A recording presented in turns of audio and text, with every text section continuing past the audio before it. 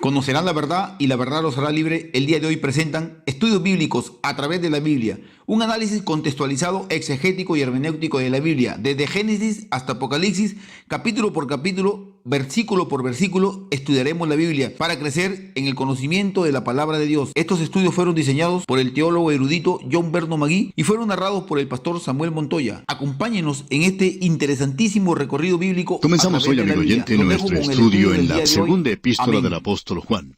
Y al comenzar nuestro estudio hoy, quisiéramos decir algunas palabras en cuanto a esta segunda epístola de Juan, así como también de la tercera carta que él escribió cuando lleguemos a ella. Queremos compartir con usted un asunto de introducción que es de suma importancia, especialmente en la hora en que nos toca vivir.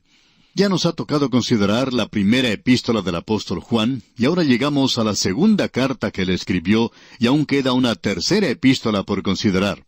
En la primera epístola vimos que el apóstol Juan da mucho énfasis a amar a los creyentes.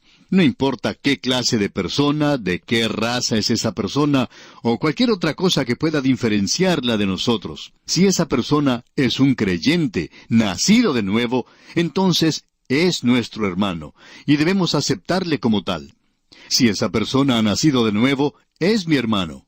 Esa es la gran verdad que tuvimos allá en la primera epístola del apóstol Juan, y que continuará en la segunda y en la tercera epístola del apóstol Juan, con un énfasis diferente. Vamos a considerar aquí la segunda epístola del apóstol Juan. Y la primera impresión que uno recibe, estamos seguros, es la brevedad de esta y la siguiente epístola de Juan. Es algo que a veces es sorprendente. Uno se pregunta por qué incluir solamente 13 versículos en la segunda epístola. Y vemos que la tercera epístola tiene solamente 15 versículos. Así es que ambas son muy breves, por cierto. Ahora alguien quizá diga, ya que el mensaje de estas epístolas es tan breve, ¿no deberíamos ignorar el mensaje? Es obvio que él no tenía mucho que decir. Bueno, amigo oyente, no tomaríamos esto de esa manera. La brevedad de ninguna manera le resta importancia a esta epístola. Todo lo contrario, aumenta la importancia. Esto revela que aunque es muy breve, es muy importante y esencial para obtener una perspectiva de la primera epístola y no un punto de vista pervertido. Permítanos ilustrar esto. Por ejemplo, cuando yo estoy enfermo, el médico puede prescribirme 2 clases de medicinas.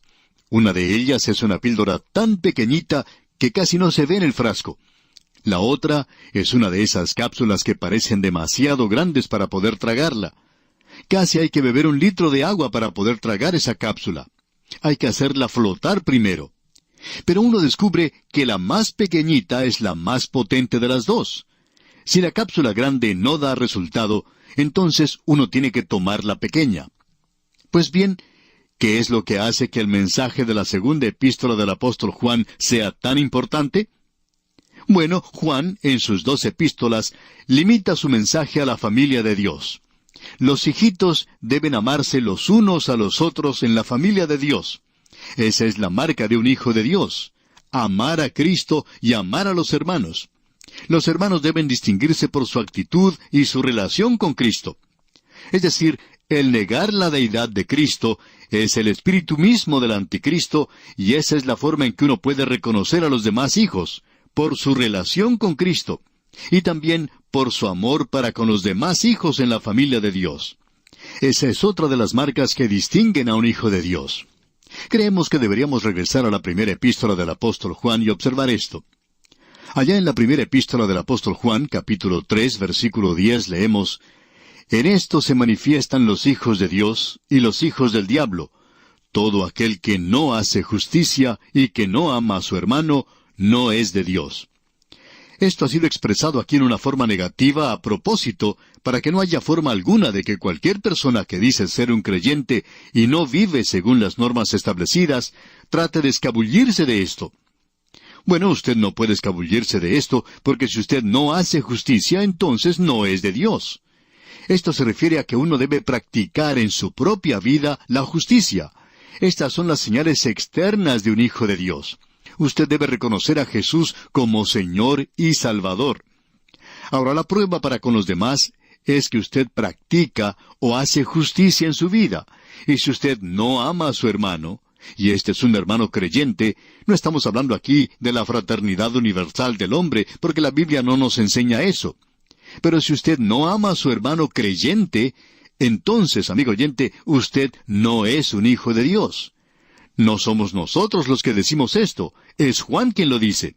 Si usted quiere discutir este asunto con él, bueno, eso es cosa suya.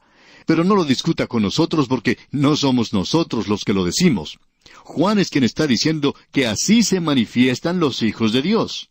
Y es así como uno se da cuenta. Ahora, ¿qué decimos entonces en cuanto a ese pecador perdido que no pertenece a la familia de Dios? ¿Debemos amarle? Bueno, se nos dice que de tal manera amó Dios al mundo que ha dado a su Hijo unigénito para que todo aquel que en Él cree no se pierda, mas tenga vida eterna. Ahora quisiéramos que usted preste mucha atención a lo que vamos a decir. Nosotros debemos amarlos a ellos hasta el punto de llevarles el Evangelio. No debemos amarlos como pecadores, no debemos amar su pecado, y tampoco vemos aquí que se nos pida que debemos amarles personalmente. Por lo general son gente muy difícil de amar. Pero lo interesante de esto es que debemos amarles hasta el punto de llevarles el Evangelio. Eso lo vimos allá en el libro de Jonás. Jonás, usted recordará, no amaba a los ninivitas. Sin embargo, Dios le envió allí, porque Dios les amaba. Y Dios dijo, ya que yo les amo, y ellos se vuelven a mí, Jonás, yo quiero que tú también les ames. Y luego Jonás les amó. Así es que esa es la relación que el Hijo de Dios tiene que tener con el mundo perdido. Amar el mundo, pero en el sentido de llevarles a ellos el Evangelio. Pero uno no puede amar al pecador por su pecado. No se nos pide que hagamos eso. Se nos pide que les amemos lo suficiente como para llevarles el Evangelio. Eso es lo importante. Debemos amarles en ese sentido porque Dios les ama. Y cuando ellos se vuelven a Cristo, entonces les amamos también. Ahora surge también esta pregunta. ¿Qué de los falsos maestros, aquellos que niegan la deidad de Cristo? Y Juan nos va a hablar claramente en esta segunda epístola en cuanto a eso. Y eso es algo de lo cual nosotros debemos tomar nota. En el versículo 7 de esta segunda epístola dice Juan, porque muchos engañadores han salido por el mundo que no confiesan que Jesucristo ha venido en carne. Quien esto hace es el engañador y el anticristo. ¿Qué podemos decir en cuanto a esto, a esta falsa enseñanza?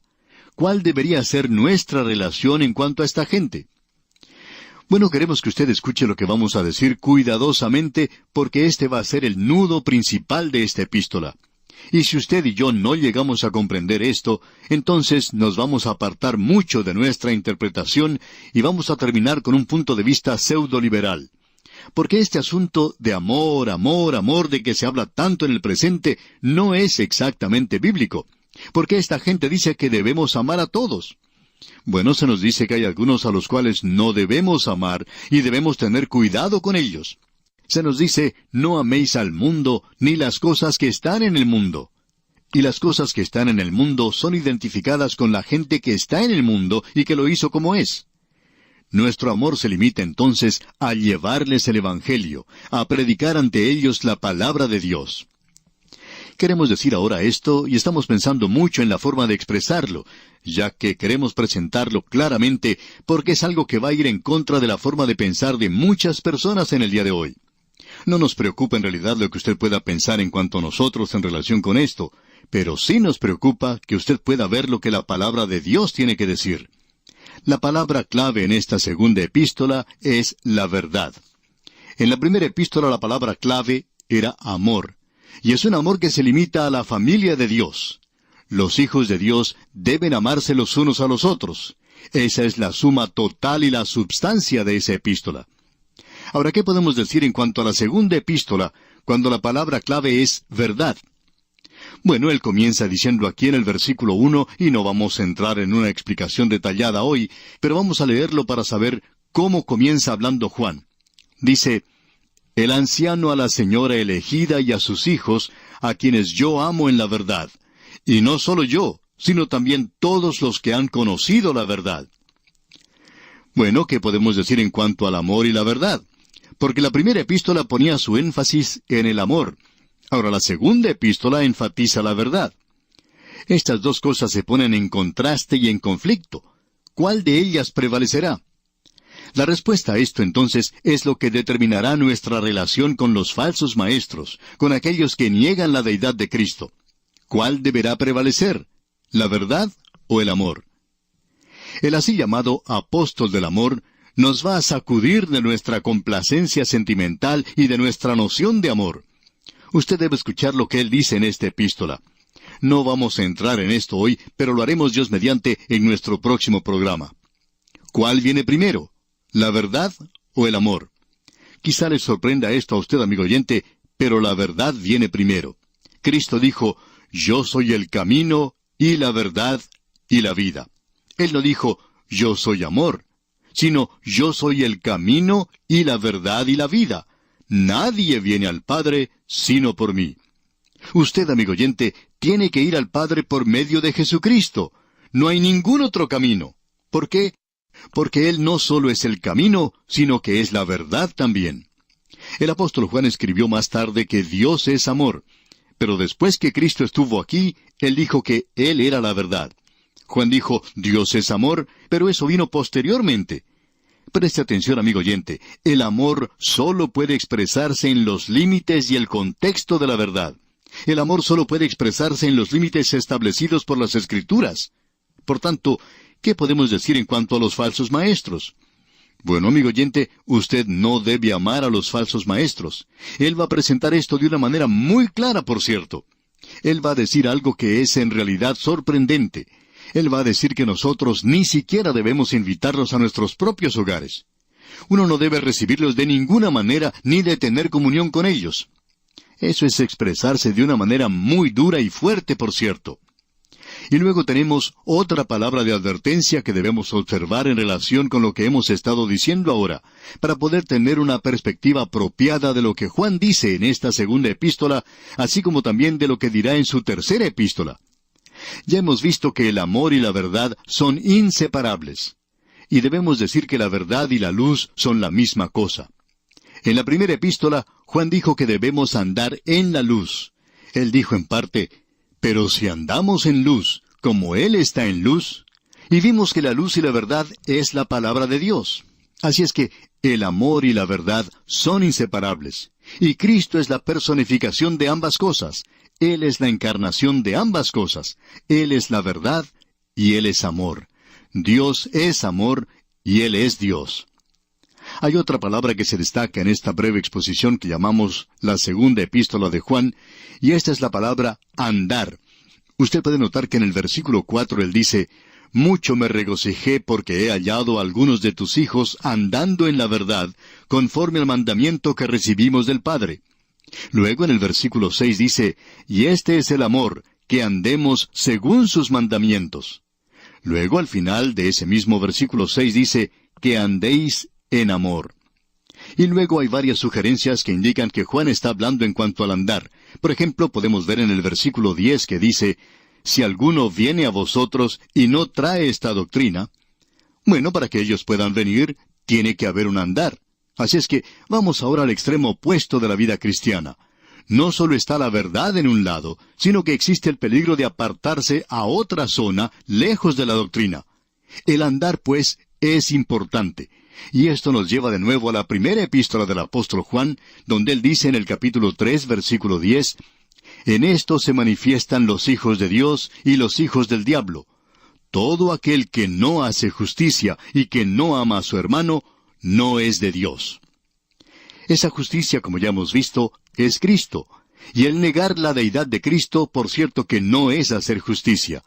Todo aquel que no hace justicia y que no ama a su hermano. Y aquí tenemos la segunda cosa de importancia. El andar es importante. Así es que vamos al extremo opuesto del espectro de la vida cristiana. No solo es esencial la verdad, sino que el andar es esencial, y se nos dice que debemos amar a los hermanos. El creyente anda por un camino muy peligroso a través del mundo. Nosotros caminamos a través de un mundo que a la izquierda tiene el liberalismo y la apostasía. Es una jungla hermosa, pero muy peligrosa, como lo es una selva donde se encuentran animales hermosos, pero peligrosos, y estos están listos a devorar. Luego, del lado opuesto del camino, se encuentra el pantano y también el desierto, lleno de serpientes venenosas. debemos decir que este es el pantano de un fundamentalismo extremo donde ni siquiera existe el amor. Ellos tienen la doctrina correcta, sí, y eso es lo único que ellos piensan que es de importancia. Y debemos tener cuidado. Un hermano puede darle a usted palmaditas en la espalda hoy y mañana porque usted no ha puesto los puntos sobre las íes como él lo hace. Él va a tratar de crucificarle, de destruirle, de circular algún informe para tratar de anular su influencia. A causa de una ambición presuntuosa, llega a pisotearle. Su reputación no está segura en sus manos, y esta persona le mostrará odio y aborrecimiento, pero no amor. A través de los años hemos podido apreciar a hombres que se han destacado, gigantes de la fe, que han predicado la verdad, y que han sido hombres maravillosos, por cierto. Y ninguno de ellos ha tratado de separar a los hermanos, ni han intentado disminuir la efectividad del ministerio mediante la chismografía. Pero, amigo oyente, estos eran grandes hombres, no solo en la doctrina, sino en sus vidas también. Y de ellos hablaremos, Dios mediante, en nuestro próximo programa. Le invitamos, pues, a que nos acompañe. Mientras tanto, le sugerimos leer todo este capítulo único de la segunda epístola del apóstol Juan que estamos estudiando, para que así esté más familiarizado con su precioso contenido. Que Dios bendiga su vida en gran manera.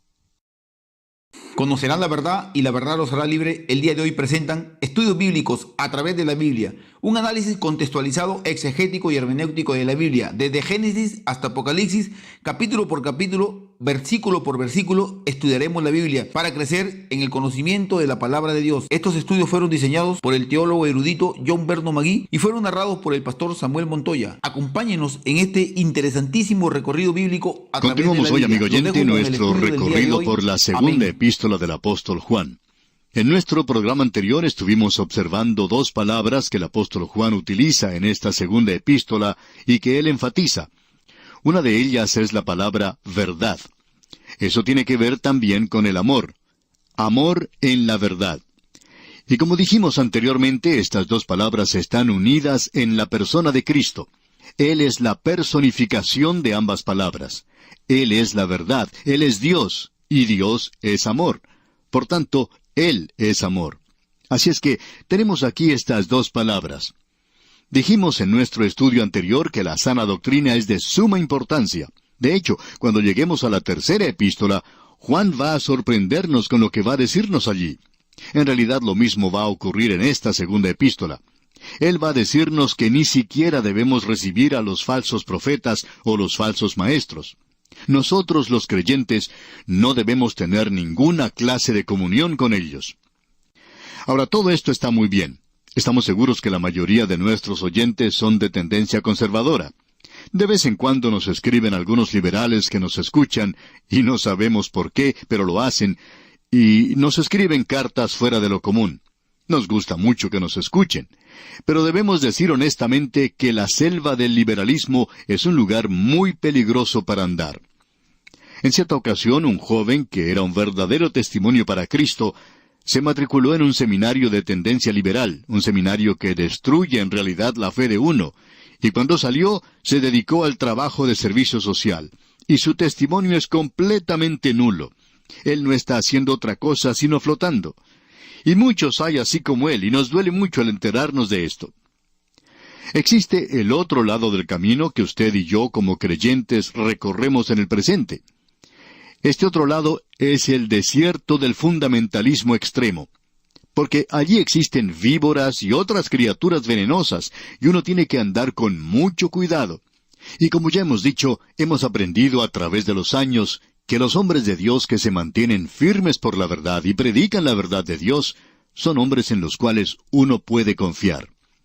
Como dijimos en nuestro programa anterior, y queremos volver a repetirlo, esos hombres nunca han tratado de separar a los hermanos.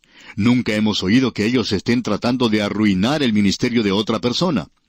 Hemos visto que en su gran mayoría uno puede confiar en ellos, puede depender de ellos. Ellos eran hombres que se mostraban muy buenos los unos con los otros, por cierto. En relación con esto se cuenta la historia del Dr. Harry Ironside.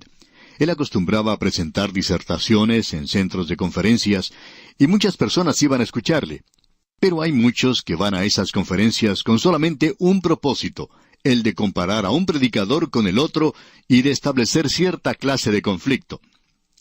En cierta ocasión, un oyente se le acercó al doctor Ironside y le dijo, «Doctor, fulano de tal estuvo aquí la semana anterior, y él dijo esto y aquello, y usted dijo lo opuesto.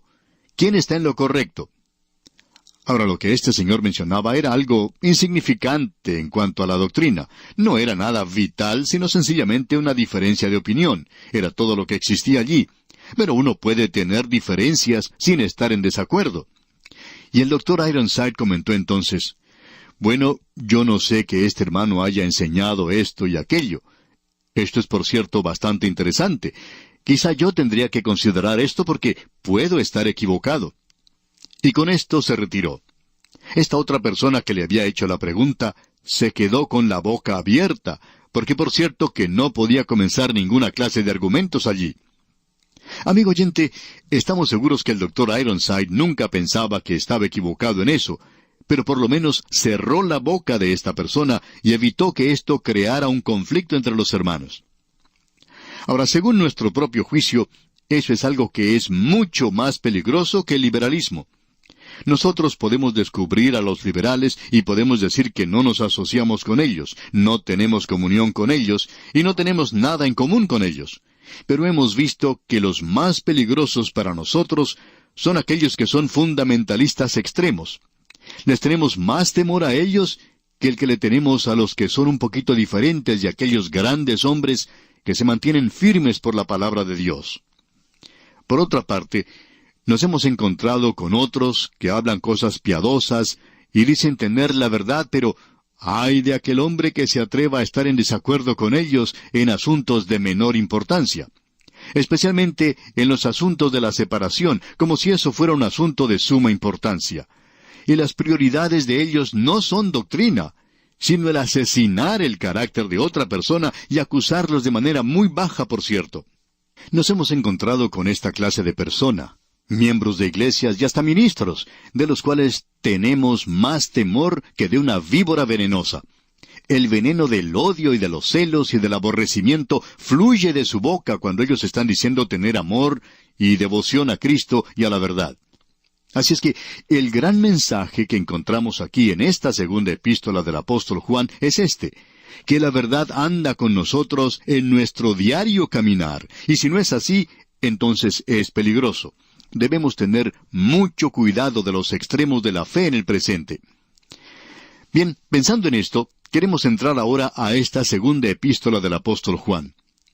Vimos en la primera epístola que él hablaba de manera muy fuerte, aunque nosotros le llamamos el apóstol del amor. El Señor Jesucristo le llamó a él el Hijo del Trueno. Amigo oyente, creemos que podemos agregarle al trueno un poco de relámpagos aquí en las epístolas de Juan. Él presentó de manera muy clara que en lo que a una persona se refiere, uno debe demostrar amor a los hermanos, o de otra manera no es hijo de Dios. Ahora eso puede llevar a la gente a hacer cosas extremas. Hay ciertas personas, como hemos visto, que es peligroso abrazarlos, porque pueden clavarle un cuchillo en la espalda a uno. Este puede ser un liberal, o puede estar en el otro extremo, ser una persona muy conservadora. Usted encontrará muy poco amor en cualquiera de esos dos grupos. Con eso en mente, pues, entremos ahora a la segunda epístola del apóstol Juan. Y vamos a leer el primer versículo. El anciano a la señora elegida y a sus hijos, a quienes yo amo en la verdad. Y no solo yo, sino también todos los que han conocido la verdad. Esto es parte de la introducción a esta epístola. Debemos recalcar que la introducción de esta epístola ocupa los primeros 3 versículos, y es como si la cola estuviera moviendo al perro. Es una introducción muy larga para una epístola tan corta, pero en realidad aquí tenemos una carta muy personal, y es escrita por Juan a la señora elegida. Ahora, la palabra griega para elegida es electa, y electa es en realidad un título que podría ser el nombre de una persona. Muy a menudo se hace la pregunta de si eso se refiere a una señora creyente en la iglesia primitiva que se llamaba electa. Bueno, parecería ser dirigida a alguna señora en la iglesia. Esto puede ser interpretado, y hablamos de interpretación porque no estamos muy claros en nuestra forma de pensar si esta era una señora llamada electa en la iglesia primitiva, o si Juan está dirigiendo su carta a la iglesia primitiva de entonces. Usted debe recordar que Juan es el apóstol que escribe de la familia de Dios. El apóstol Pablo escribe de la iglesia de Dios. Pedro escribe del gobierno de Dios. Y si usted piensa en esto cuando comienza a estudiar las epístolas y considera que han sido escritas por hombres diferentes, le ayudará a comprender muchas de las cosas que están diciendo. Dejando entonces de lado el asunto de si Juan le está escribiendo a una persona individual o a la iglesia en general, diremos que él está pensando de esto en el contexto de la familia de Dios. Ellos están en la familia de Dios. Aparentemente allí había una mujer que estaba demostrando hospitalidad a todos aquellos que decían ser creyentes, aunque algunos de ellos eran herejes que negaban la deidad de Cristo y negaban las grandes verdades de la fe cristiana. Y el apóstol Juan advierte aquí contra el recibir a tales personas. Ese es en realidad el propósito de esta pequeña epístola. Y esto da un punto de vista equilibrado de la primera epístola. Hay algunos que dicen por allí que uno debe amar a todo el mundo, a todo el que se presente por delante. Amar, amar, amar. Pero no encontramos eso en la palabra de Dios, amigo oyente. La palabra de Dios nos dice, de tal manera amó Dios al mundo. Pero Él nunca me pidió a mí que yo amara al mundo. Al contrario, Él me dice, no améis al mundo, ni las cosas que están en el mundo. Y por mundo entendemos la cultura y la civilización, estas cosas hechas por el hombre, que el hombre ha puesto en el mundo en el presente y que nos han llegado a través de los siglos. Pero también entiendo que Dios no me está diciendo aquí, yo quiero que tú tengas cierta clase de afecto sentimental hacia los perdidos, y que los ames y que luego les lleves el Evangelio.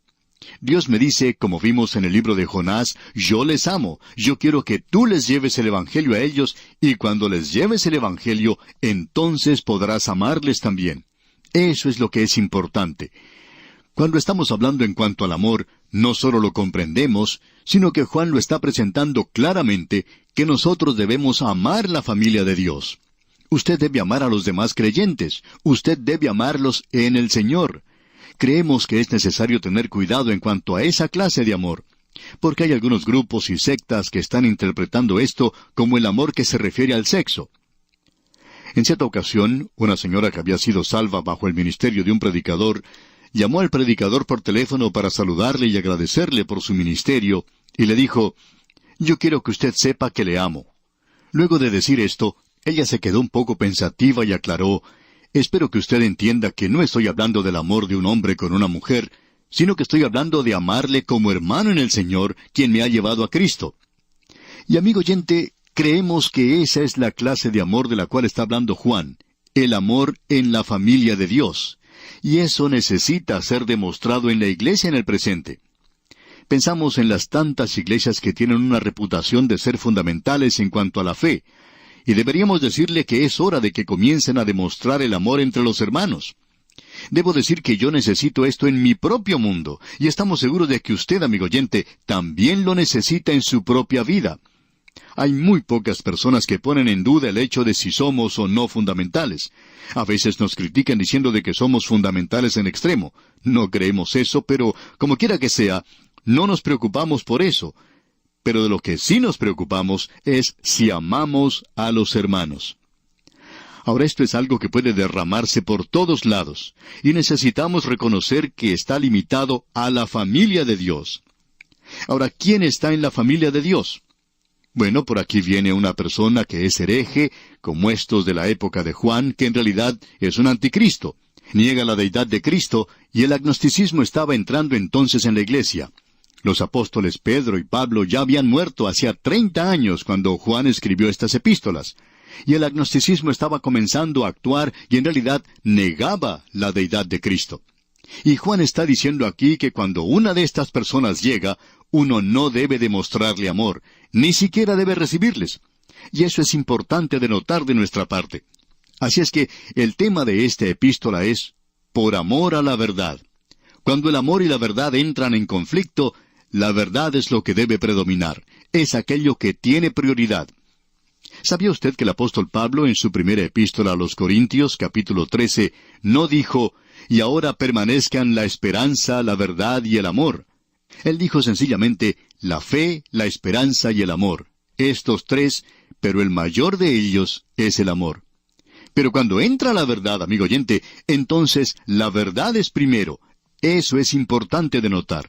Es decir, la verdad es aquello por lo cual estamos luchando. Y está mal el recibir a falsos maestros. Esa es la posición que tomamos de una manera muy decidida. Creemos que la verdad de la palabra de Dios vale la pena defenderse, y cuando decimos verdad, queremos decir aquello que es básico en la palabra de Dios. No hay ninguna duda en cuanto a esto. Y lo segundo es la deidad de Cristo y su obra en la cruz por nosotros. Ahora, cuando nos encontramos con una persona que es fiel a estas cosas esenciales y las considera la verdad, entonces no importa si estamos en desacuerdo en muchas otras cosas. Porque esta persona puede hablar con entusiasmo en cuanto al Señor Jesucristo, hablar en cuanto a su muerte en la cruz, y nos puede emocionar en realidad cuando habla de esa manera. Sin embargo, podemos estar en desacuerdo con él en otras cosas, pero eso no quiere decir que nosotros no le podamos amar por eso, o que no le podamos recibir o tener comunión con él. Esa persona es mi hermano. Ya que él ha recibido a Cristo como Salvador y mantiene como verdad la palabra inspirada de Dios, y también se mantiene firme en este asunto de la deidad de Jesucristo. Él se mantiene firme en el hecho de que murió por nosotros. Y cuando una persona hace eso, entonces ese hombre es mi hermano, y no podemos escaparnos de eso.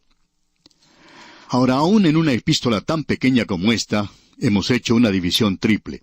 El amor es expresado en los límites de la verdad en los primeros 6 versículos. El amor en la verdad. Luego tenemos los versículos 7 al 11. Una vida es una expresión de la doctrina de Cristo. Usted va a expresar aquello que está pensando. Cierto hombre se acercó a un predicador que había hecho esta misma declaración que acabamos de mencionar, de que uno va a expresar aquello que está pensando, y dijo, hay una excepción a esto. Y cuando el predicador le preguntó cuál era esa excepción, este hombre respondió, una mujer que maneja un automóvil, porque cuando indica con su mano que va a ir hacia la izquierda, voltea hacia la derecha. No siempre expresa aquello que está pensando. Bueno, amigo oyente, hemos encontrado a muchas mujeres que actúan de la manera que piensan. Y por esa razón, la acción, por cierto, revela aquello que uno está pensando en su corazón. Ahora, los 2 últimos versículos de esta epístola, los versículos 12 y 13, nos presentan la libertad personal. Los falsos maestros no deben ser recibidos por los creyentes, pero los verdaderos maestros deben ser recibidos con gozo. Y eso hace de esta carta una epístola hermosa, por cierto. Y quisiéramos agregar una cosa más antes de finalizar nuestro programa hoy. Es en cuanto a otra palabra que tenemos aquí. Y la hemos notado al comienzo mismo de la epístola, donde dice, el anciano a la señora elegida. Y esa palabra anciano es la palabra presbítero, y tiene un significado doble. Significa una persona de edad. Puede referirse a la edad y también puede referirse a un título, a un cargo de un ministro o maestro. Y hablando honradamente, pensamos que Juan, en primer lugar, se llama a sí mismo anciano cuando está hablando de su cargo. Él no se llama a sí mismo un apóstol. Y también pensamos que él está dando a entender que ya es una persona anciana de edad. Ya ha pasado de los 90 años de edad, posiblemente tenía 95, o estaría llegando a los 100 años cuando escribió esta carta. Esto pues se refiere a Juan, y por lo menos ya hemos aprendido y dado por sentado esto en esta epístola. El anciano Juan, a la señora elegida, evidentemente una creyente destacada, que había estado recibiendo a apóstatas o a agnósticos en la iglesia. Y Juan está escribiendo esto para advertirle a ella que el amor de los hermanos no significa el amor a los herejes.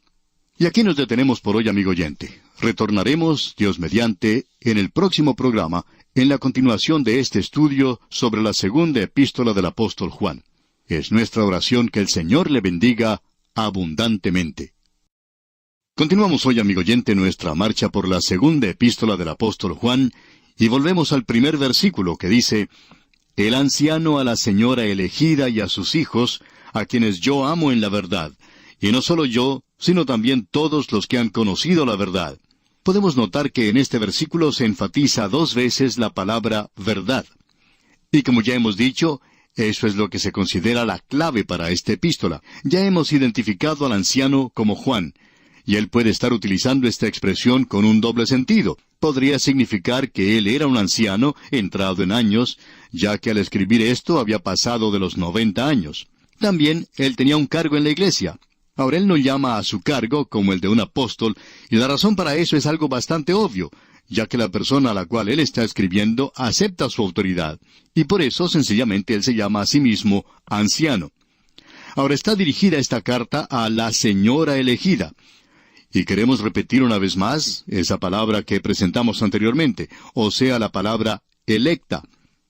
Bien, puede ser el nombre de una mujer destacada, prominente, y probablemente lo era en la iglesia. Él también podría haber estado pensando en la iglesia misma. Y luego él dice, y a sus hijos. Y esto puede referirse a hijos físicos de esta mujer, de esta señora, o bien puede ser los hijos espirituales de la iglesia. Creemos que esto puede ser considerado de ambas maneras. Esa es la razón por la cual enfatizamos esto. El hecho en lugar de la persona, de la iglesia. Y deberíamos decir la iglesia en general. Y la iglesia hoy, es decir, cuando decimos iglesia, no estamos pensando en ninguna iglesia local o en alguna denominación en particular, sino que nos referimos al cuerpo en general de los creyentes que forman la iglesia hoy. Esto ha sido algo relevante para la iglesia a través de los siglos. En realidad, esto que se menciona que ha sido escrito aquí, es algo que ha sido muy productivo en la vida de la iglesia. Y es importante que creamos esto, ya que se le ha dado tanto énfasis al amor, que necesitamos esta pequeña epístola para que esto nos haga cambiar, nos haga amoldar, y para que podamos apreciar en la perspectiva correcta lo que es el amor. Luego Juan dice, a quienes yo amo en la verdad. Ya hemos dicho que el amor cristiano puede expresarse solamente dentro de los límites de la familia de Dios. Y esto se refiere a aquellos que tienen la verdad. Y aquí la verdad es la palabra de Dios. Y también aquel que es revelado en la palabra, el cual es el Señor Jesucristo mismo. Esto es, en realidad, el amor en la verdad. Ahora él dice dos cosas aquí. El objeto de su amor debe ser otro creyente en Cristo, un creyente genuino.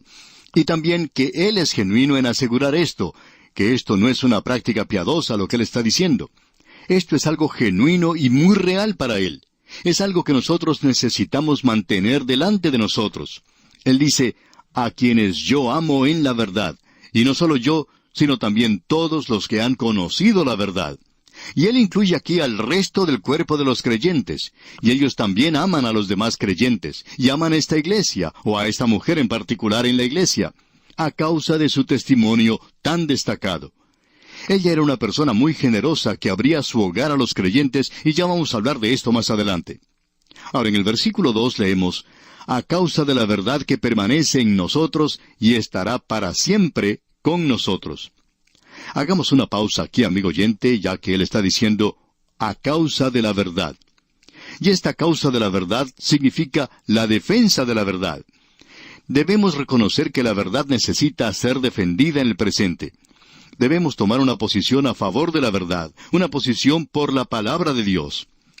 En el presente hay muchos de los así llamados conservadores que adoptan un método muy sofisticado, tratando de aparecer como personas listas e ingeniosas en lo que tienen que decir.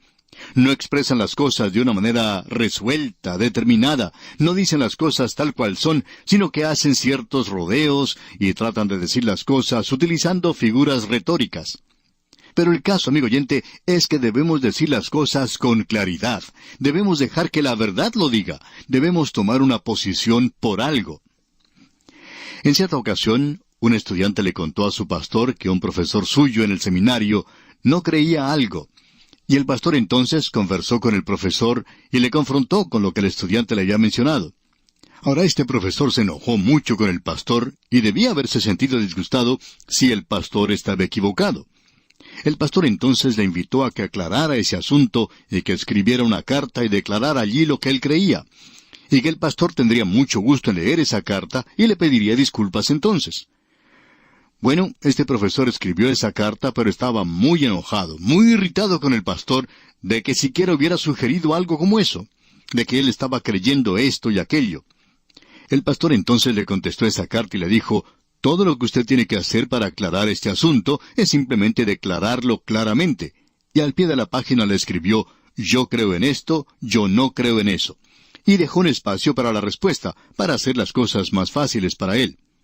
Ahora eso hizo que ese profesor se irritara aún más, y escribió otra carta al pastor, de modo que el pastor resolvió dejar el asunto de lado.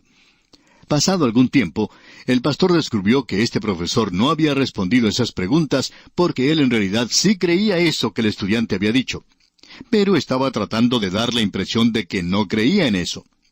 Ahora, amigo oyente, permítanos decir que podemos respetar a una persona por lo que cree, aunque sea algo diferente de lo que creemos nosotros. Y en realidad, en el caso de este profesor, nunca se podría considerar a un hombre un hereje o un apóstata porque creía lo que él creía. Pero lo que queremos indicar es que el método de este hombre era, y es en el presente, el de nunca presentar las cosas claramente y declarar exactamente lo que cree. Ahora, Juan está indicando aquí las cosas claramente. Dice, a causa de la verdad que permanece en nosotros y estará para siempre con nosotros. A causa de la verdad, y gracias a Dios que estará para siempre con nosotros. En un día como el que nos toca vivir, amigo oyente, cuando uno no puede creer a los críticos, cuando uno no puede creer a los profesores, cuando uno no puede creer a los científicos, es bueno tener alguien en el cual se puede creer, y este es el Señor Jesucristo. A causa de la verdad, dice aquí Juan, que permanece en nosotros. Y el Espíritu de Dios hace que estas cosas sean reales y verdaderas para nosotros. Y estará para siempre con nosotros. Eso no cambiará. Es algo que no puede cambiar, y así es la verdad. Alguien lo expresó de esta manera. Lo que es verdad no es nuevo. Y lo que es nuevo no es la verdad. Eso es como muchas cosas que se generalizan. Tiene sus excepciones, por supuesto, pero es algo muy bueno. Ahora, en el versículo 3 de esta introducción, él adopta algo que es un poco diferente del modo de expresarse del apóstol Pablo, y de Pedro y Santiago, y de otros escritores, y también de sí mismo. Dice el versículo 3, «Sea con vosotros gracia, misericordia y paz, de Dios Padre y del Señor Jesucristo, Hijo del Padre, en verdad y en amor».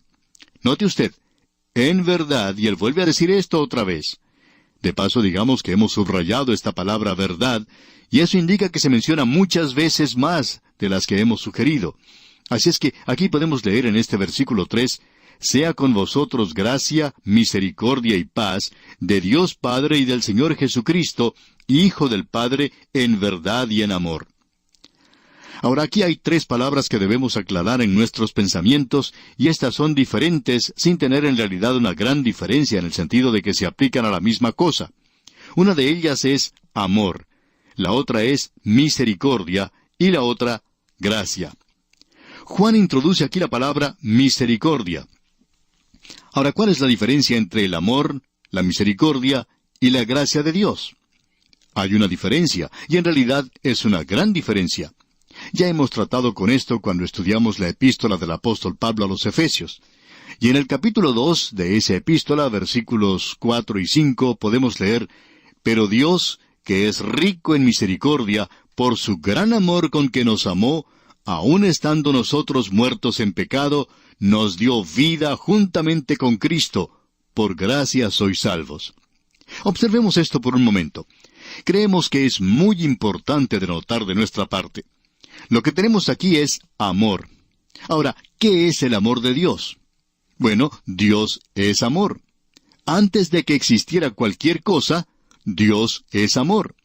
Ahora alguien quizá diga, ¿y a quién amó? Bueno, era una Trinidad.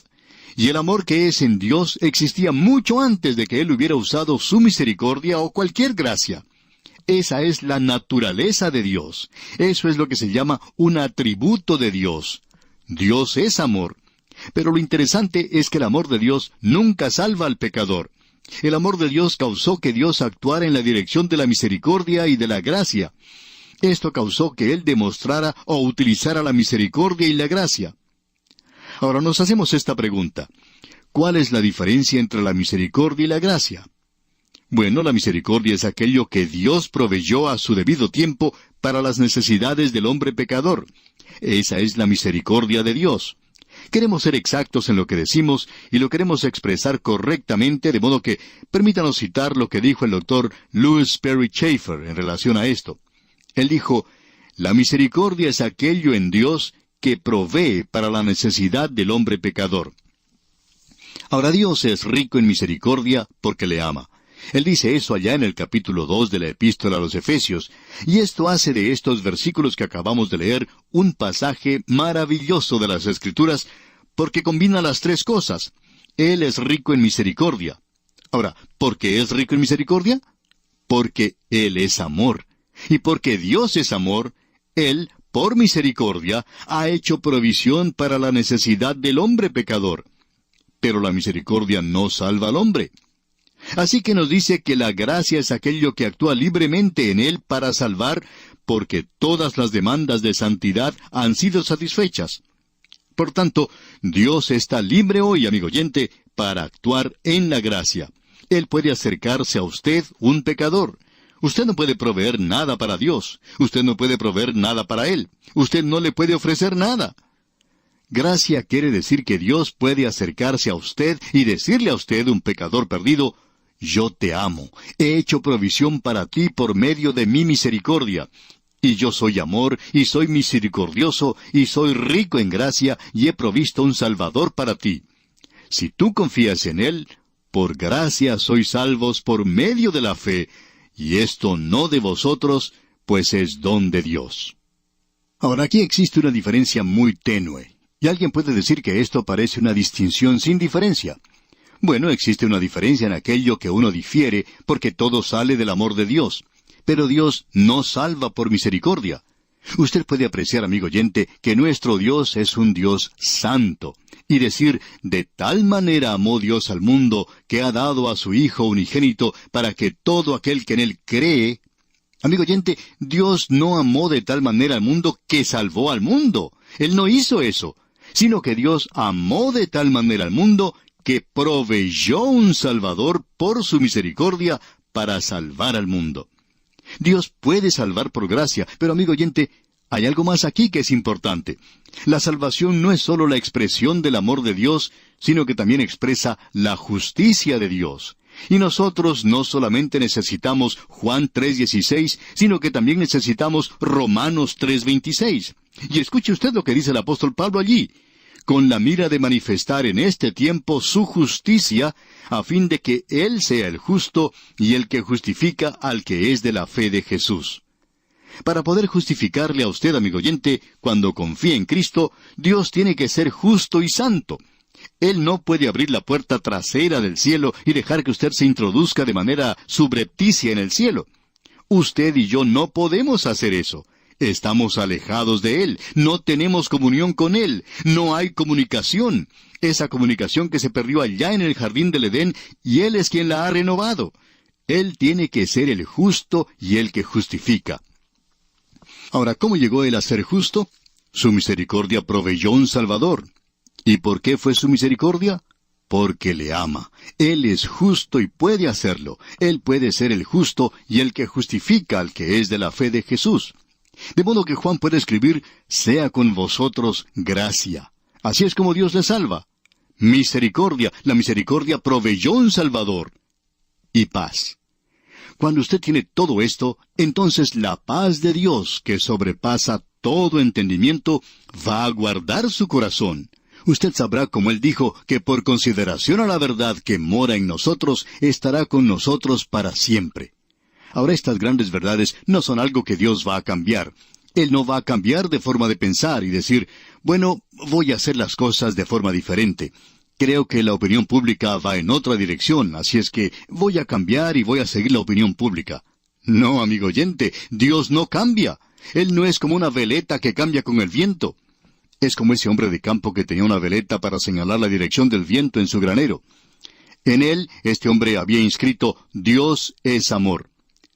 Cierto predicador pasó por el lugar y al ver esto, le dijo a este agricultor, ¿quiere usted decir que el amor de Dios cambia tanto como esta veleta? No, no quise decir eso, dijo el agricultor. No importa de dónde sopla el viento, Dios aún es amor. Amigo oyente, eso es cierto. Nuestro Dios es amor, y ya que Él es amor, Él ha provisto esto para usted. Él nunca cambia. Sea con vosotros gracia, misericordia y paz.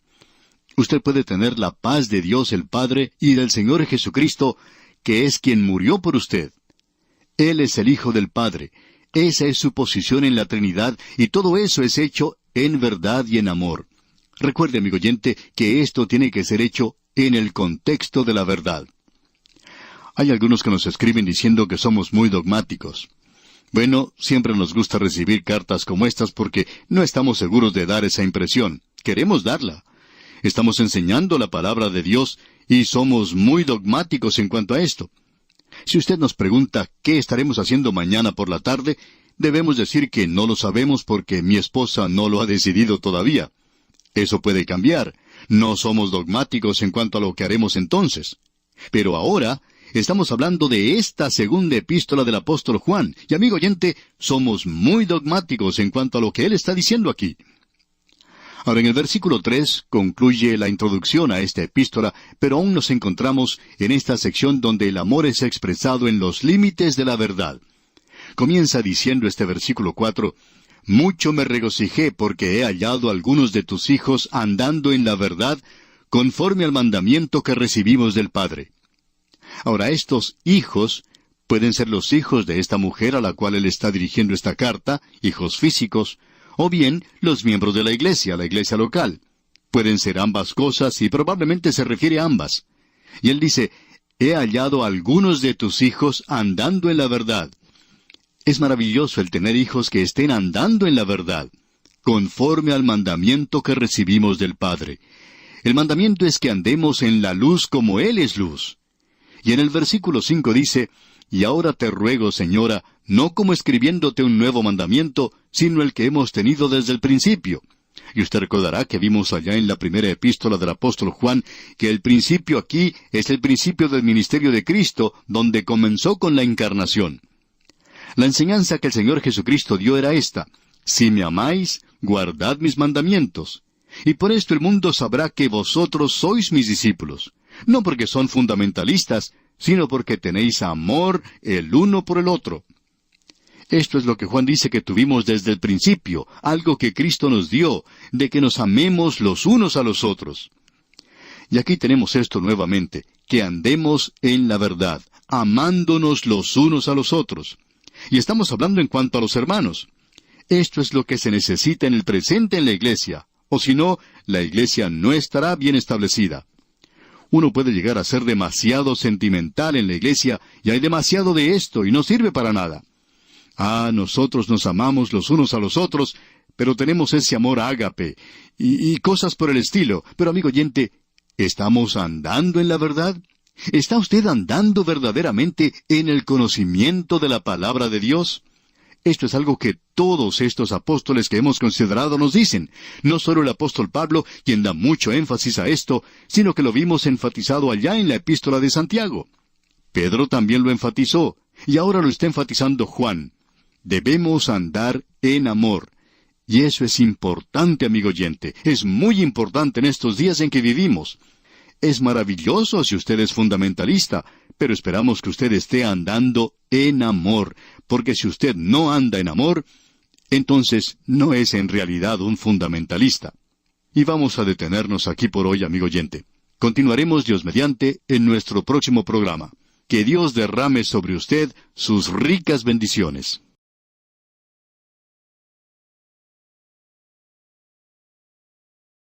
Continuamos hoy, amigo oyente, nuestra marcha por la segunda epístola del apóstol Juan, y volvemos al primer versículo que dice, «El anciano a la señora elegida y a sus hijos, a quienes yo amo en la verdad, y no solo yo, sino también todos los que han conocido la verdad».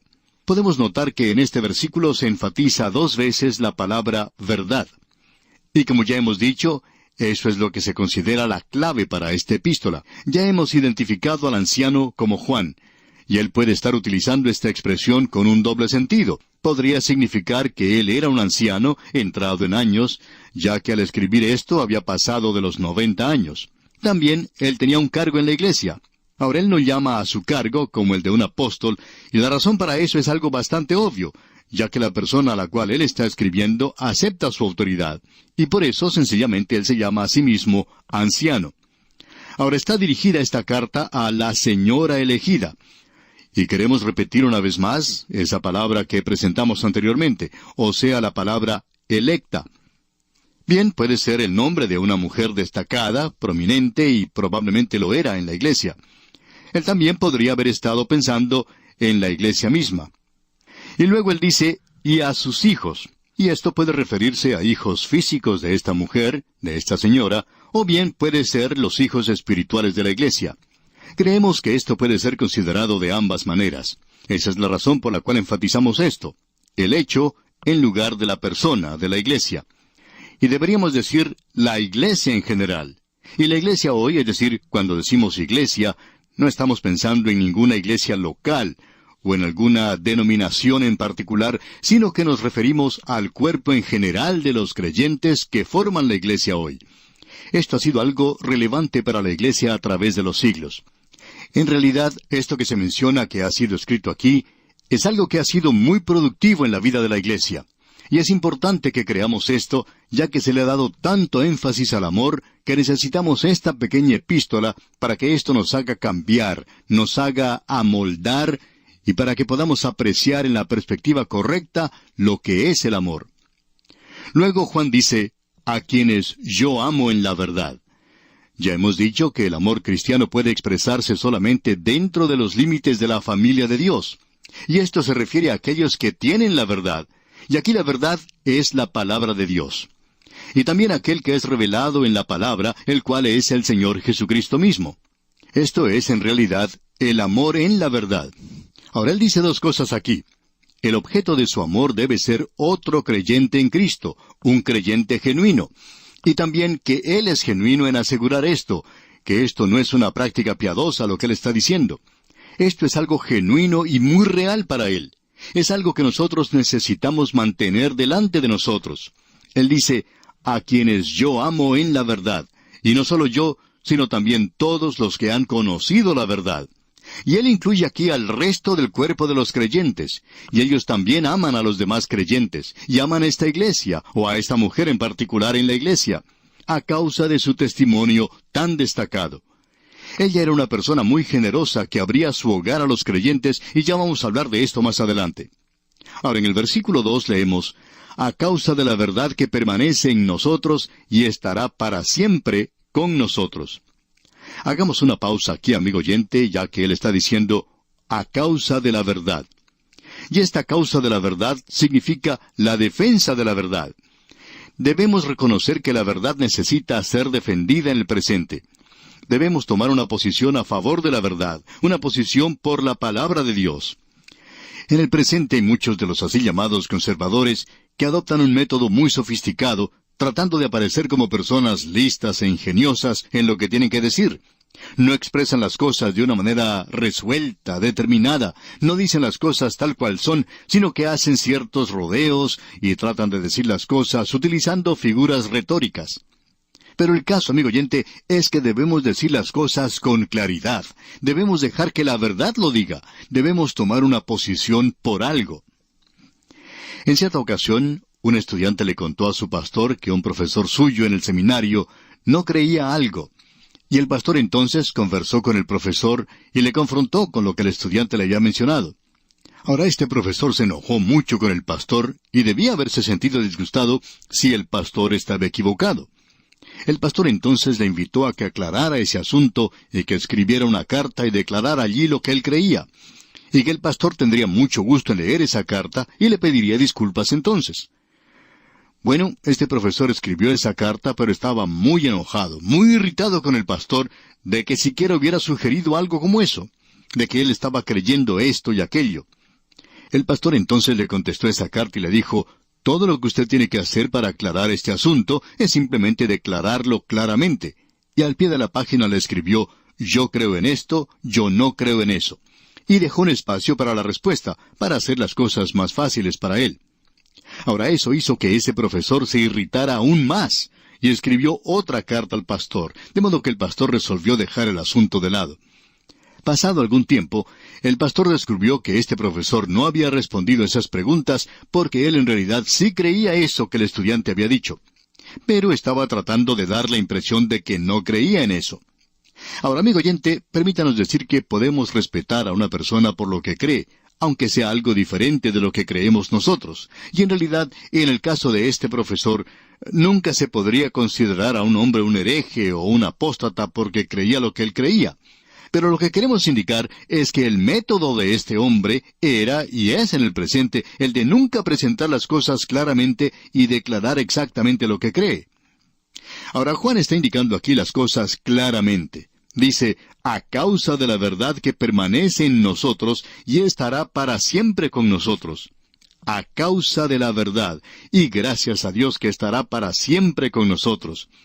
En un día como el que nos toca vivir, amigo oyente, cuando uno no puede creer a los críticos, cuando uno no puede creer a los profesores, cuando uno no puede creer a los científicos, es bueno tener alguien en el cual se puede creer, y este es el Señor Jesucristo.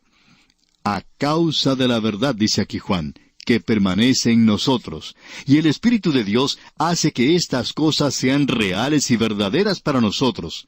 Y estará para siempre con nosotros. Eso no cambiará. Es algo que no puede cambiar, y así es la verdad. Alguien lo expresó de esta manera. Lo que es verdad no es nuevo.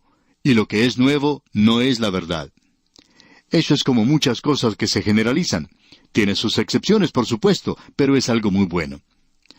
Ahora, en el versículo 3 de esta introducción, él adopta algo que es un poco diferente del modo de expresarse del apóstol Pablo, y de Pedro y Santiago, y de otros escritores, y también de sí mismo. Dice el versículo 3, «Sea con vosotros gracia, misericordia y paz, de Dios Padre y del Señor Jesucristo, Hijo del Padre, en verdad y en amor». Note usted, en verdad, y él vuelve a decir esto otra vez. De paso, digamos que hemos subrayado esta palabra verdad, y eso indica que se menciona muchas veces más de las que hemos sugerido. Así es que aquí podemos leer en este versículo 3, «Sea con vosotros gracia, misericordia y paz, de Dios Padre y del Señor Jesucristo, Hijo del Padre, en verdad y en amor». Ahora aquí hay tres palabras que debemos aclarar en nuestros pensamientos, y estas son diferentes sin tener en realidad una gran diferencia en el sentido de que se aplican a la misma cosa. Una de ellas es amor, la otra es misericordia y la otra gracia. Juan introduce aquí la palabra misericordia. Ahora, ¿cuál es la diferencia entre el amor, la misericordia y la gracia de Dios? Hay una diferencia, y en realidad es una gran diferencia. Ya hemos tratado con esto cuando estudiamos la epístola del apóstol Pablo a los Efesios. Y en el capítulo 2 de esa epístola, versículos 4 y 5, podemos leer, «Pero Dios, que es rico en misericordia, por su gran amor con que nos amó, aun estando nosotros muertos en pecado, nos dio vida juntamente con Cristo. Por gracia sois salvos». Observemos esto por un momento. Creemos que es muy importante de notar de nuestra parte. Lo que tenemos aquí es amor. Ahora, ¿qué es el amor de Dios? Bueno, Dios es amor. Antes de que existiera cualquier cosa, Dios es amor. Ahora alguien quizá diga, ¿y a quién amó? Bueno, era una Trinidad. Y el amor que es en Dios existía mucho antes de que Él hubiera usado su misericordia o cualquier gracia. Esa es la naturaleza de Dios. Eso es lo que se llama un atributo de Dios. Dios es amor. Pero lo interesante es que el amor de Dios nunca salva al pecador. El amor de Dios causó que Dios actuara en la dirección de la misericordia y de la gracia. Esto causó que Él demostrara o utilizara la misericordia y la gracia. Ahora nos hacemos esta pregunta. ¿Cuál es la diferencia entre la misericordia y la gracia? Bueno, la misericordia es aquello que Dios proveyó a su debido tiempo para las necesidades del hombre pecador. Esa es la misericordia de Dios. Queremos ser exactos en lo que decimos y lo queremos expresar correctamente, de modo que permítanos citar lo que dijo el doctor Lewis Perry Chafer en relación a esto. Él dijo, «La misericordia es aquello en Dios que provee para la necesidad del hombre pecador». Ahora Dios es rico en misericordia porque le ama. Él dice eso allá en el capítulo 2 de la epístola a los Efesios, y esto hace de estos versículos que acabamos de leer un pasaje maravilloso de las Escrituras, porque combina las tres cosas. Él es rico en misericordia. Ahora, ¿por qué es rico en misericordia? Porque Él es amor. Y porque Dios es amor, Él, por misericordia, ha hecho provisión para la necesidad del hombre pecador. Pero la misericordia no salva al hombre. Así que nos dice que la gracia es aquello que actúa libremente en Él para salvar, porque todas las demandas de santidad han sido satisfechas. Por tanto, Dios está libre hoy, amigo oyente, para actuar en la gracia. Él puede acercarse a usted, un pecador. Usted no puede proveer nada para Dios. Usted no puede proveer nada para Él. Usted no le puede ofrecer nada. Gracia quiere decir que Dios puede acercarse a usted y decirle a usted, un pecador perdido, yo te amo, he hecho provisión para ti por medio de mi misericordia. Y yo soy amor, y soy misericordioso, y soy rico en gracia, y he provisto un Salvador para ti. Si tú confías en Él, por gracia sois salvos por medio de la fe, y esto no de vosotros, pues es don de Dios. Ahora, aquí existe una diferencia muy tenue, y alguien puede decir que esto parece una distinción sin diferencia. Bueno, existe una diferencia en aquello que uno difiere, porque todo sale del amor de Dios. Pero Dios no salva por misericordia. Usted puede apreciar, amigo oyente, que nuestro Dios es un Dios santo, y decir, de tal manera amó Dios al mundo, que ha dado a su Hijo unigénito, para que todo aquel que en Él cree... Amigo oyente, Dios no amó de tal manera al mundo que salvó al mundo. Él no hizo eso, sino que Dios amó de tal manera al mundo que proveyó un Salvador por su misericordia para salvar al mundo. Dios puede salvar por gracia, pero amigo oyente, hay algo más aquí que es importante. La salvación no es sólo la expresión del amor de Dios, sino que también expresa la justicia de Dios. Y nosotros no solamente necesitamos Juan 3:16, sino que también necesitamos Romanos 3:26. Y escuche usted lo que dice el apóstol Pablo allí. Con la mira de manifestar en este tiempo su justicia, a fin de que Él sea el justo y el que justifica al que es de la fe de Jesús. Para poder justificarle a usted, amigo oyente, cuando confía en Cristo, Dios tiene que ser justo y santo. Él no puede abrir la puerta trasera del cielo y dejar que usted se introduzca de manera subrepticia en el cielo. Usted y yo no podemos hacer eso. Estamos alejados de Él, no tenemos comunión con Él, no hay comunicación. Esa comunicación que se perdió allá en el jardín del Edén, y Él es quien la ha renovado. Él tiene que ser el justo y el que justifica. Ahora, ¿cómo llegó Él a ser justo? Su misericordia proveyó un Salvador. ¿Y por qué fue su misericordia? Porque le ama. Él es justo y puede hacerlo. Él puede ser el justo y el que justifica al que es de la fe de Jesús. De modo que Juan puede escribir, sea con vosotros gracia. Así es como Dios le salva. Misericordia, la misericordia proveyó un Salvador. Y paz. Cuando usted tiene todo esto, entonces la paz de Dios, que sobrepasa todo entendimiento, va a guardar su corazón. Usted sabrá, como Él dijo, que por consideración a la verdad que mora en nosotros, estará con nosotros para siempre. Ahora, estas grandes verdades no son algo que Dios va a cambiar. Él no va a cambiar de forma de pensar y decir, bueno, voy a hacer las cosas de forma diferente. Creo que la opinión pública va en otra dirección, así es que voy a cambiar y voy a seguir la opinión pública. No, amigo oyente, Dios no cambia. Él no es como una veleta que cambia con el viento. Es como ese hombre de campo que tenía una veleta para señalar la dirección del viento en su granero. En él, este hombre había inscrito, Dios es amor. Cierto predicador pasó por el lugar y al ver esto, le dijo a este agricultor, ¿quiere usted decir que el amor de Dios cambia tanto como esta veleta? No, no quise decir eso, dijo el agricultor. No importa de dónde sopla el viento, Dios aún es amor. Amigo oyente, eso es cierto. Nuestro Dios es amor, y ya que Él es amor, Él ha provisto esto para usted. Él nunca cambia. Sea con vosotros gracia, misericordia y paz. Usted puede tener la paz de Dios el Padre y del Señor Jesucristo, que es quien murió por usted. Él es el Hijo del Padre. Esa es su posición en la Trinidad, y todo eso es hecho en verdad y en amor. Recuerde, amigo oyente, que esto tiene que ser hecho en el contexto de la verdad. Hay algunos que nos escriben diciendo que somos muy dogmáticos. Bueno, siempre nos gusta recibir cartas como estas porque no estamos seguros de dar esa impresión. Queremos darla. Estamos enseñando la palabra de Dios y somos muy dogmáticos en cuanto a esto.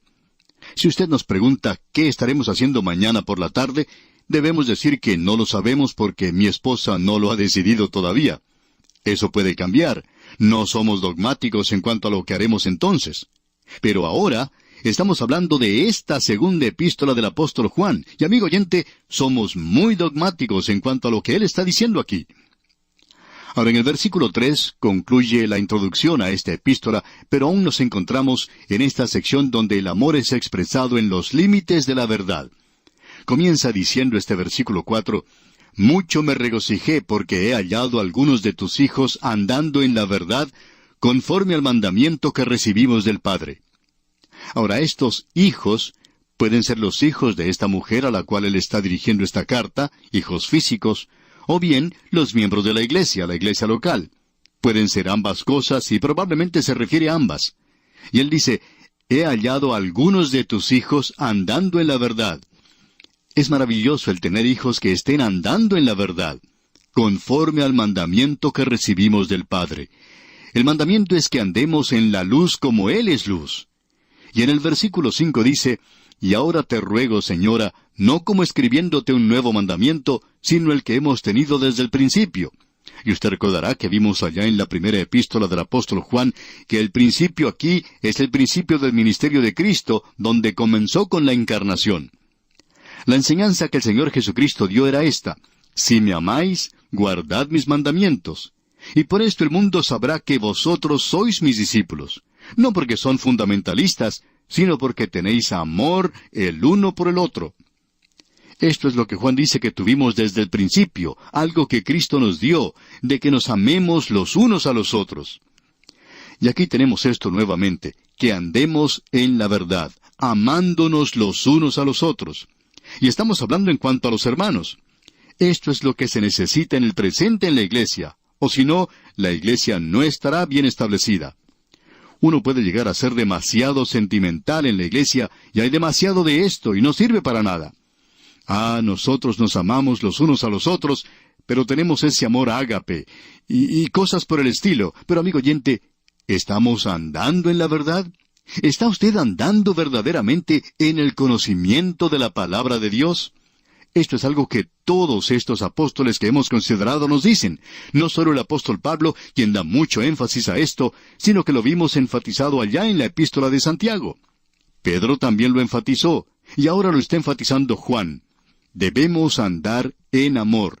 Y eso es importante, amigo oyente. Es muy importante en estos días en que vivimos. Es maravilloso si usted es fundamentalista, pero esperamos que usted esté andando en amor, porque si usted no anda en amor, entonces no es en realidad un fundamentalista. Y vamos a detenernos aquí por hoy, amigo oyente. Continuaremos, Dios mediante, en nuestro próximo programa. Que Dios derrame sobre usted sus ricas bendiciones. Continuamos hoy, amigo oyente, recorriendo esta pequeña epístola, la segunda epístola del apóstol Juan. Y comenzaremos nuestro estudio en el versículo 6. Debemos recordarle algo nuevamente que es de suma importancia y que debemos mantener siempre ante nosotros al estudiar esta epístola. La polaridad de la fe cristiana y de la vida cristiana es la verdad y el amor. Es cierto que para el creyente es la fe, la esperanza y el amor, pero la polaridad objetiva de la fe cristiana es la verdad y el amor. En su primera epístola, Juan enfatizó el amor, pero él también dijo que ese amor es para los hermanos, para los creyentes, para aquellos que están en Cristo. Él dice, hijitos, amaos los unos a los otros. Y él se está refiriendo a los creyentes. Hay algunos que piensan que debemos diluir las Escrituras y la fe cristiana hoy y decir que uno debe amar a todo el mundo. No podemos comprender esto muy bien porque sabemos que cuando uno dice algo así, uno no ama en realidad a todo el mundo. Eso es algo imposible de hacer. Hay demasiadas personas en este mundo que, no se pueden amar. Muchos de nosotros somos así. Y como resultado, no somos amables. Como dijimos en nuestro programa anterior, Dios ama al mundo. Él nos ama a todos nosotros. Nosotros no somos dignos de ser amados, pero Dios nos ama. Lo importante es que Él dice que usted y yo debemos llevar el Evangelio a esta gente.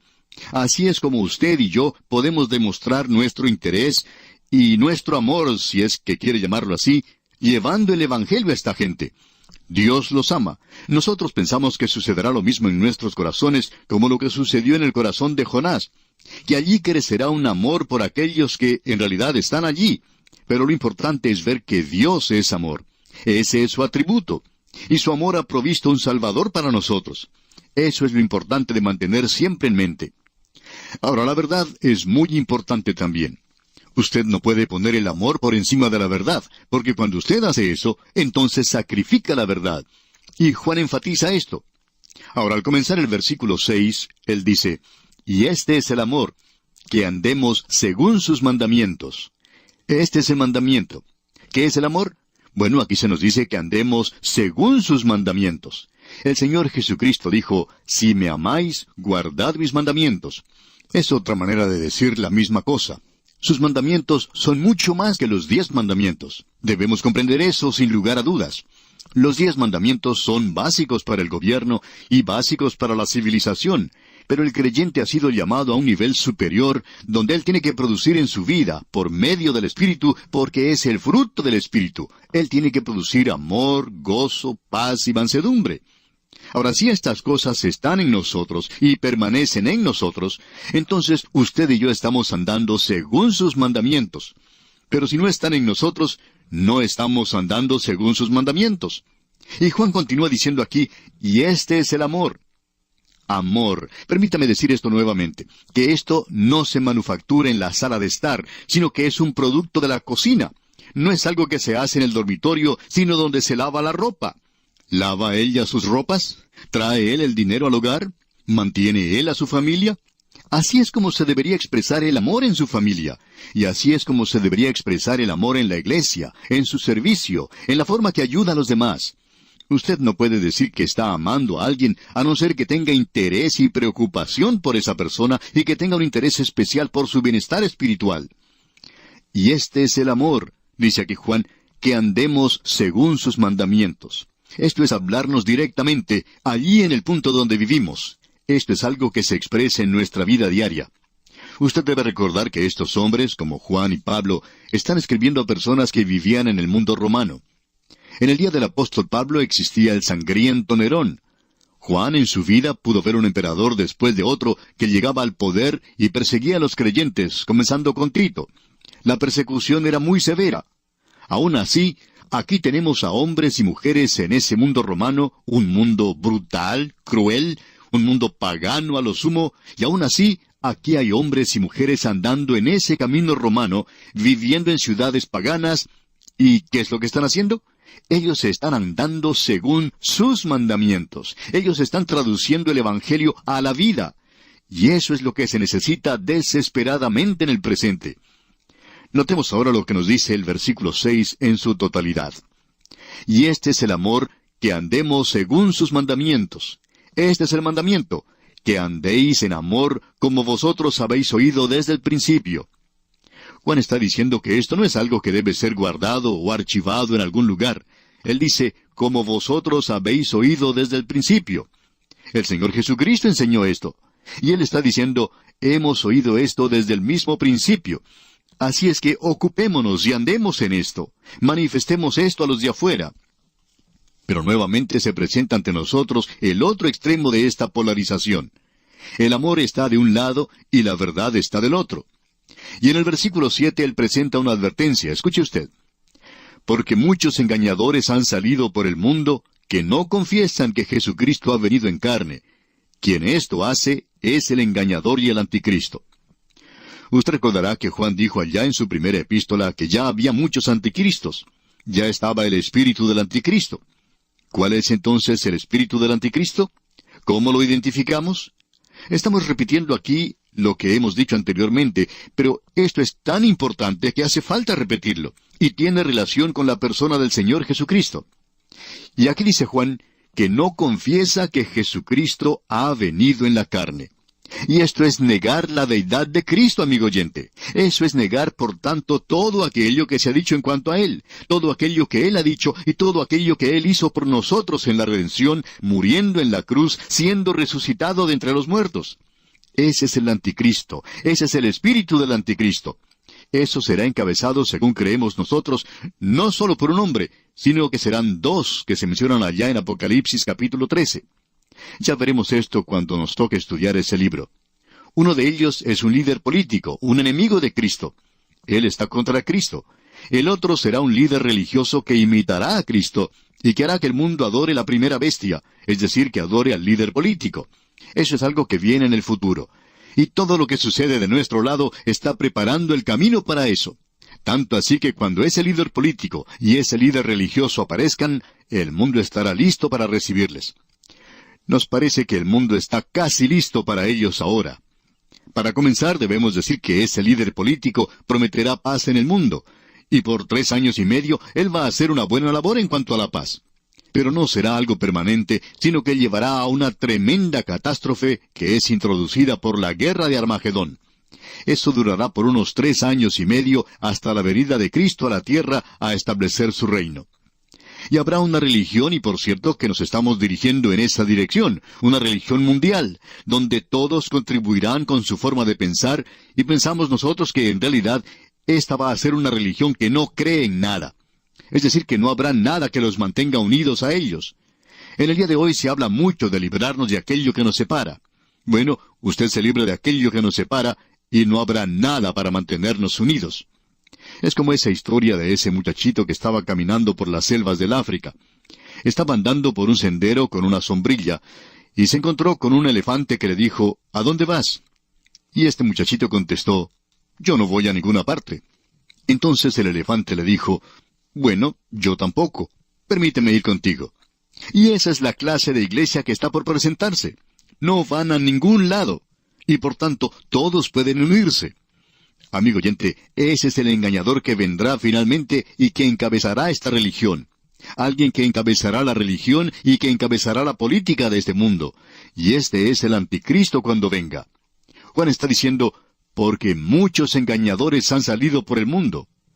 El gnosticismo en los días de Juan era algo que avanzaba rápidamente, porque a cualquier lugar donde entraba el Evangelio siempre le seguían las sectas falsas. Y estamos seguros que las sectas falsas siempre siguen a la predicación del Evangelio. Nunca van allí antes. Así es que habían entrado allí muchos de los que pertenecían a esta secta de los gnósticos. Estaban divididos en muchos grupos.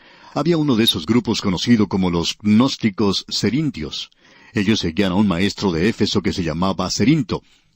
La tradición dice que en cierta ocasión, Juan, que era pastor en Éfeso, fue a uno de esos baños públicos que había allí, y que allí se encontraba Cerinto, y que cuando Juan vio que él estaba allí, tomó sus ropas y se vistió rápidamente y salió de ese lugar, porque no quería tomar un baño cerca de ese hereje, cerca de este gnóstico.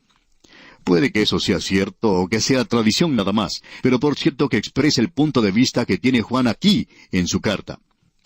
Los gnósticos de Cerinto eran parecidos a algunas sectas que existen en el presente. Ellos enseñaban que Jesús y que Cristo eran dos entidades diferentes, y que lo divino bajó sobre Jesús en su bautismo, pero que le dejó cuando Él murió en la cruz. Hay también otra filosofía gnóstica. Esta otra niega la realidad de un cuerpo físico, y dicen que los apóstoles pensaban que habían visto a Jesús, pero que en realidad no existía una persona como tal, que era nada más que una aparición. Y en el presente tenemos algunas de estas sectas que han asimilado también esta herejía. Esta es la razón por la cual Juan había dicho en su primera epístola, lo que hemos oído, lo que hemos visto con nuestros ojos, lo que hemos contemplado y palparon nuestras manos. Sabemos de lo que estamos hablando. Él era un hombre verdadero. En aquel día existían algunas sectas judías, y cuando se presentó el cristianismo, ellas tomaron muchas de las enseñanzas de la fe cristiana. Podemos mencionar a los esenios, por ejemplo, una de estas sectas, identificadas por muchos como Esenia. Fueron identificados por los que descubrieron los rollos depositados en las cuevas del Qumran, es decir, esos rollos descubiertos a orillas del Mar Muerto. Evidentemente había allí un grupo de esenios, y luego tenemos a Masada, que cayó en el año 73 después de Cristo, 3 años después de haber caído Jerusalén. Bueno, allí había unos 960 celotes. Estos también habían asimilado algunas de las enseñanzas de Cristo, pero las habían tergiversado, las habían distorsionado, y por tanto tenían concepciones equivocadas de la persona de Cristo. Y lo que Juan está diciendo aquí es algo de suma importancia, y es esto. Hay muchos engañadores que han entrado al mundo y la forma en que uno puede identificar a esta gente es por la manera en que presentan sus puntos de vista. Uno se puede dar cuenta de quiénes son por sus enseñanzas, sus creencias en cuanto a la persona del Señor Jesucristo. A no ser que usted se dé correcta cuenta de su enseñanza, todo lo demás no tiene ningún valor y esa persona es un falso maestro. Ahora, esto no quiere decir que si una persona tiene un punto de vista un poco diferente al suyo, por ejemplo, en el asunto de la elección. Esto es algo que se puede debatir. Juan Wesley enseñaba una cosa, mientras que Juan Calvino enseñaba otro punto de vista. Pero estos dos hombres creían en la deidad de Cristo. Y cuando uno cree en la deidad de Cristo, amigo oyente, eso indica que cree en el nacimiento de Cristo en forma virginal, en el relato de ese nacimiento virginal. Eso indica que usted cree en la información que tenemos ante nosotros. Esto indica que uno cree en la doctrina de los apóstoles, lo que ellos enseñaron en sus epístolas. Puede que haya una diferencia en cuanto a la elección de estos dos hombres, pero ninguno de ellos era un falso maestro porque ambos estaban de zona de Jesucristo. Y es así como usted puede identificar al engañador. Permítanos ilustrar esto con otro ejemplo. Un profesor en un seminario de cierta denominación asumía una posición que era amilenaria, es decir, estaba en contra de la posición premilenaria. Este profesor era un verdadero intelectual, y este hombre podía exaltar la persona de Cristo, podía defender su nacimiento virginal, y la redención por su sangre y su resurrección corporal de una manera que ninguna otra persona podía hacerlo. Ahora, si uno tenía oportunidad de escucharle, se le llenaban en realidad los ojos de lágrimas al escucharle presentar y exaltar a la persona de Cristo. Pero ese hombre aborrecía en realidad a los que defendían el premileniarismo. Él no los aborrecía personalmente, pero sí dejaba de aprobar esa posición.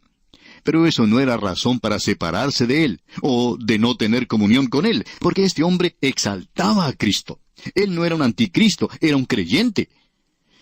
Quizá cuando lleguemos al cielo y podamos conversar de una manera más tranquila en cuanto a este tema, podamos llegar a un acuerdo. Y quizá todos tengamos que cambiar un poquito en cuanto a estas creencias, en cuanto a estos asuntos secundarios.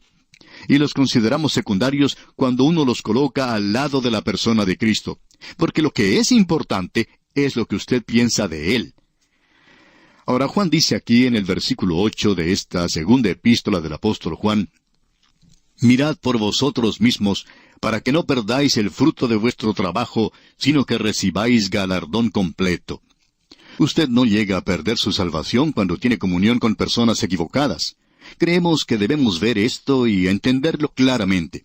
Lo que ocurre es que nos colocamos en una posición peligrosa. Eso indica que en el momento en que usted y yo nos identificamos con una de esas sectas, o si nos allegamos a alguna de ellas que niegan la deidad de Cristo, hemos perdido nuestra recompensa. No habrá recompensa para nosotros si hacemos algo así. Y creemos que esto se presenta de una manera muy clara en este pasaje aquí. Ahora, el lenguaje que se usa aquí es bastante fuerte, pero aún no hemos escuchado nada, amigo oyente. Vamos a concluir con esta epístola en la próxima oportunidad, y usted verá que Juan está diciendo algo que es tan fuerte, y es algo que no se está enseñando hoy. Pero nosotros lo vamos a enseñar, y vamos a hablar de esto, Dios mediante, en el próximo programa.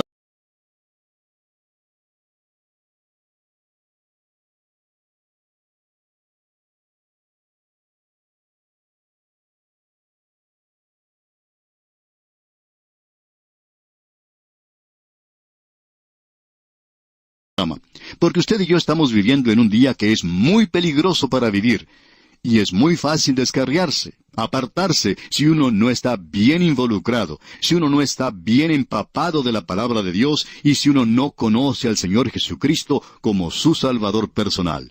Le invitamos pues a sintonizar nuestro próximo programa. Mientras tanto, le sugerimos que vuelva a leer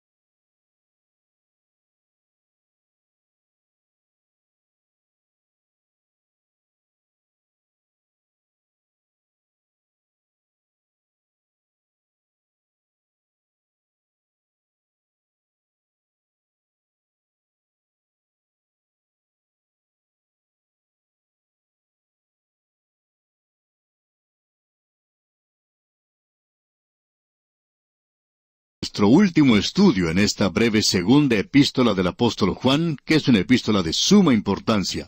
Juan, quien ya ha enfatizado que debemos andar según los mandamientos de Cristo, y que la prueba de que uno es hijo de Dios es que uno anda en amor, y que ese amor quiere decir que es amor para los hermanos, ahora nos presenta una advertencia. Muchos engañadores han entrado al mundo. Usted y yo estamos andando a través de una selva de asfalto. Por un lado de esta selva tenemos el liberalismo al lado izquierdo, aquellos que niegan la deidad de Cristo. Por el otro lado, tenemos aquella selva en la cual se encuentra un pantano infestado de reptiles que son venenosos. Esos son aquellos que, aunque profesan ser fundamentales, no tienen amor para con los hermanos. Él dice que nosotros podemos detectar a aquellos que son hijos de Dios, y cualquiera que no hace justicia no es un hijo de Dios. Tampoco aquel que no ama a su hermano. Esas son, pues, las dos manifestaciones. Pero ahora debemos estar conscientes de aquellos que no son creyentes, estos engañadores que niegan la deidad de Cristo. Juan está diciendo que si usted niega la deidad de Cristo, usted no es cristiano.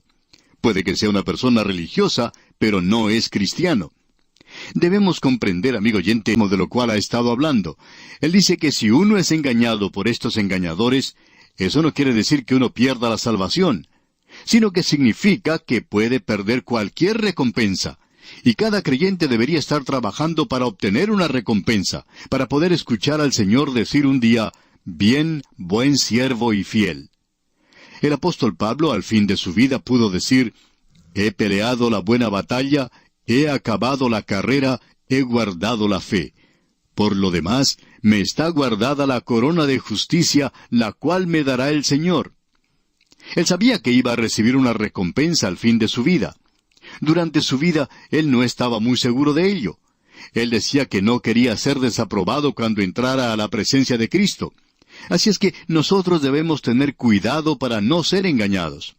Y en el versículo 9 de la segunda epístola del apóstol Juan leemos, «Cualquiera que se extravía y no persevera en la doctrina de Cristo, no tiene a Dios. El que persevera en la doctrina de Cristo, ese sí tiene al Padre y al Hijo». Note usted, cualquiera que se extravía. Esta palabra extravía es algo muy interesante. En el griego es la palabra proago, y ago quiere decir ir. Pro quiere decir antes. Significa, por tanto, el ir antes o el seguir adelante. Así es que su significado indica el ir más allá de lo que es apropiado, el ir más allá de lo que es correcto. Y está bien traducido aquí cuando dice cualquiera que se extravía. Es decir, que ha ido a un extremo. Y eso era lo que reclamaban los gnósticos. Como bien sabemos, la palabra gnósticos significa conocimiento. Ellos desean tener un poco más de conocimiento que cualquier otra persona. Ellos tenían algo que los hacía sentir superiores. Y algunos santos en el presente se encuentran en esa categoría. Ellos creen tener algo que usted no tiene. De vez en cuando recibimos cartas de alguna persona que nos dice lo que nos falta. Y nosotros reconocemos eso. Pero no creemos que ellos deban ser los que nos señalan esto, porque lo dicen desde el punto de vista de que ellos lo tienen y que nosotros no lo tenemos. Puede que sea cierto, pero pensamos que ellos han ido más allá de lo que es apropiado. Piensan que son superiores y no manifiestan amor por los hermanos. Eso es lo que los caracteriza a ellos. Ahora, en algunos lugares hay muchos creyentes que exageran un poco el aspecto emocional, y aunque predican muy bien el Evangelio, y muchos de ellos son verdaderos creyentes, ellos exageran un poco este aspecto emocional. Podríamos decir que están yendo un poquito más allá de lo que es apropiado. Esa es la convicción que parece expresar el apóstol Juan. Cualquiera que se extravía, es decir, que llega a ser extremista, y no persevera en la doctrina de Cristo, no tiene a Dios. Es como que se hubieran graduado. Hace algún tiempo algunos teólogos se reunieron y consideraban que habían llegado ya al punto en que no necesitaban dar respuesta a las preguntas de los fundamentalistas en cuanto al nacimiento virginal o a la deidad de Cristo, o si Cristo ha muerto o no por nuestros pecados. Ellos pensaban que ya se habían graduado de todo eso. Y ahora habían llegado a ser tan intelectuales y habían llegado a un punto total de santificación que no necesitaban responder a esto. Se encontraban en la cumbre misma, y desde allí miraban al resto de nosotros, pobrecitos, que creemos todavía en la deidad de Cristo, que Él murió por nuestros pecados. Según nuestro juicio, amigo oyente, ellos se han extraviado, han transgredido, y no perseveran en la doctrina de Cristo, no tienen a Dios. No nos sorprende entonces que llegaran a la conclusión de que Dios está muerto. No es que Dios esté muerto, son ellos los que están muertos. Ese era el problema de ellos, muertos en delitos y pecados. No perseveran en la doctrina de Cristo, no tienen a Dios. Ahora este versículo 9 continúa diciendo, el que persevera en la doctrina de Cristo, ese sí tiene al Padre y al Hijo. Si usted permanece en la doctrina de Cristo, entonces tiene a Dios el Padre y tiene a Dios el Hijo, y usted tiene acceso al Padre por medio del Hijo. Usted tiene acceso a Dios a través de Cristo por medio de su infinita gracia. Eso si nosotros permanecemos o perseveramos en la doctrina de Cristo. Ahora esa palabra perseverar aquí quiere indicar el permanecer. Este es un arreglo permanente. En cierta ocasión se le preguntó a un predicador liberal qué opinaba del Dr. Magee, el autor de estos estudios bíblicos. Ese predicador, aunque era liberal, era una persona honrada y decía que él no creía en nada, y mantenía esa posición.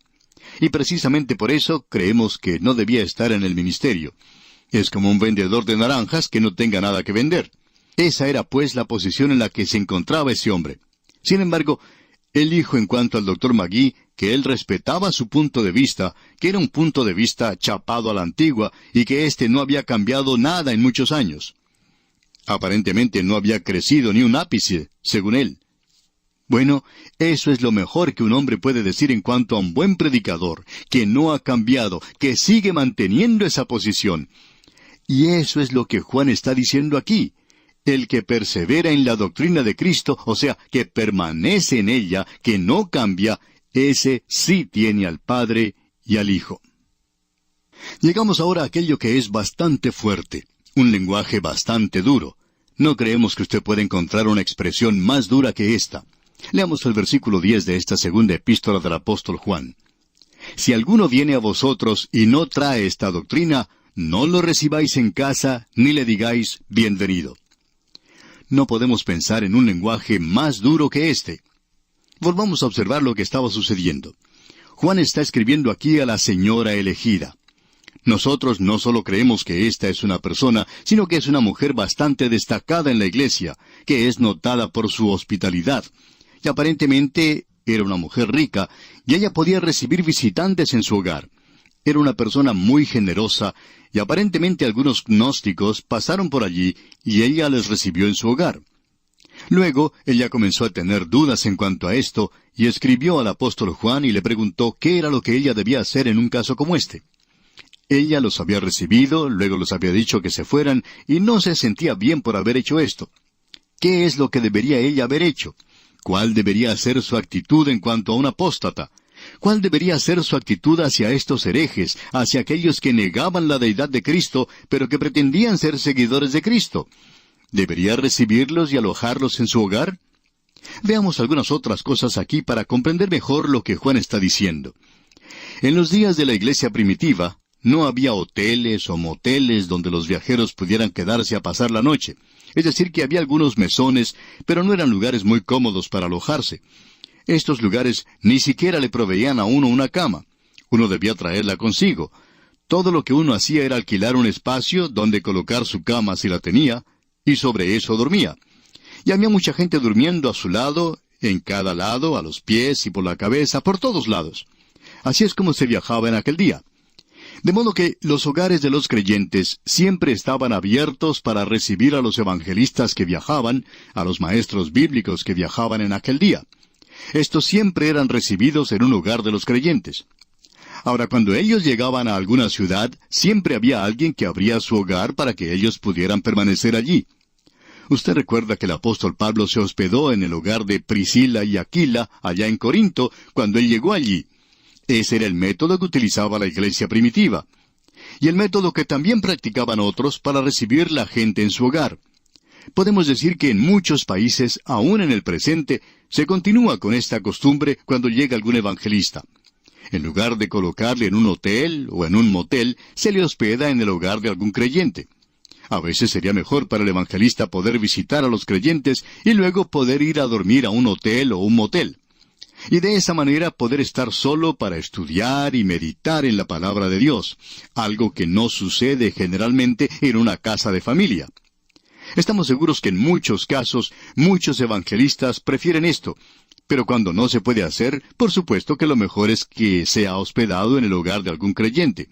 De esa manera puede tener comunión con ellos, llegar a conocerlos mejor, y si en ese hogar se le da un poco de privacidad para que él pueda estudiar y meditar en la palabra de Dios, entonces este evangelista apreciará esto mucho.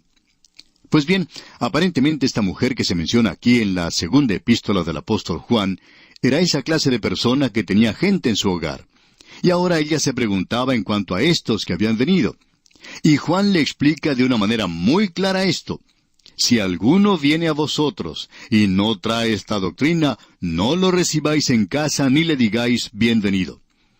Amigo oyente, Juan va a decir algo más para alertar a los creyentes. Escuche usted lo que dice aquí el versículo 11. Porque el que le dice bienvenido, participa en sus malas obras. Si usted le recibe, entonces le está apoyando. Usted es partícipe con esta clase de cosa. Esa es la razón por la cual usted debe investigar a aquellos a los cuales usted da apoyo como creyente. Porque si usted está dando para algo que no está bien, Dios le considera a usted, amigo oyente, partícipe en esta clase de cosas. El Señor Jesucristo presentó una parábola en cuanto a esto, y a Él no le preocupaba hablar de este tipo de cosas. Él habló de ese hombre que trabajaba para otro y que estaba por ser despedido. Así es que Él quería cuidarse y proveer para su futuro. De modo que Él llamó a todos aquellos que le debían algo a su dueño y les dio un descuento si pagaban sus cuentas en ese instante. A ellos, por supuesto, les convenía hacerlo. Así es que Él hizo esto, y después de haber sido despedido, Él podía ir a buscar ayuda de esa gente porque Él les había ayudado a ellos. Ahora esto era algo malo, por supuesto. El Señor Jesucristo nunca dijo que eso era algo bueno. Por el contrario, Él presentó de una manera muy clara que era algo malo porque Él dijo, los hijos de este mundo. Ellos son muy inteligentes, muy sagaces en el mundo de los negocios hoy. Y hay muchas personas que están tratando de ganar dinero rápidamente en nuestros días. Lo que tenemos que ver entonces es que si el hombre del mundo actúa sabiamente en cuanto a la forma de utilizar su dinero, ¿qué en cuanto a usted, amigo creyente? ¿Se siente usted conmovido por una historia sentimental, alguna historia del lecho de muerte para que usted dé a él? Entonces usted es partícipe de las cosas que niegan la deidad del Señor Jesucristo y todo lo que Él es y por lo cual ha luchado y todo lo que Él ha hecho por nosotros. Y Dios dice que usted, amigo oyente, es responsable por eso. Así es que Él dice que los hijos de este mundo son más sabios que lo que somos nosotros, y nosotros deberíamos ser inteligentes. Deberíamos abrir nuestros ojos a esta clase de cosas para no ser engatusados con cosas de caridad. Hay algunos que están ganando mucho dinero con cosas como estas, sacándole su dinero para esto y para aquello. Y Juan aquí nos está dando una advertencia. No somos nosotros los que decimos esto, sino que es Él. Es Juan quien lo está diciendo. Y escuche usted lo que dicen los dos últimos versículos de su segunda epístola. Tengo muchas cosas que escribiros, pero no he querido hacerlo por medio de papel y tinta, pues espero ir a vosotros y hablar cara a cara, para que nuestro gozo sea cumplido. Los hijos de tu hermana, la elegida, te saludan. Amén. En otras palabras, Juan está diciendo aquí que él puede decirlo mejor que lo que puede escribirlo. Y David también dijo eso. Él dijo allá en el Salmo 45, mi lengua es pluma de escribiente muy ligero. Cuando David comenzó a escribir ese Salmo 45, maravilloso salmo de alabanza a Cristo, él dijo, desearía poder decir estas cosas en lugar de escribirlas. Por eso es que nos gusta tanto a nosotros la radio. Podemos decir las cosas mucho mejor que lo que las podemos escribir. Y luego Juan concluye diciendo, los hijos de tu hermana, la elegida, te saludan. Amén. Aparentemente había una hermana de esta señora elegida, o quizá era una iglesia hermana la que enviaba sus saludos a la señora y a la iglesia local en ese lugar. Esta carta es algo realmente tremendo, amigo oyente, y ha sido de especial bendición para nosotros.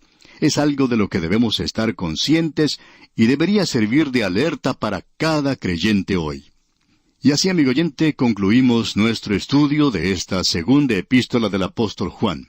Dios mediante, en nuestro próximo programa, entraremos a estudiar la tercera y la última de las epístolas del apóstol Juan. Que el Señor añada muchas más bendiciones a su vida, es nuestra ferviente oración.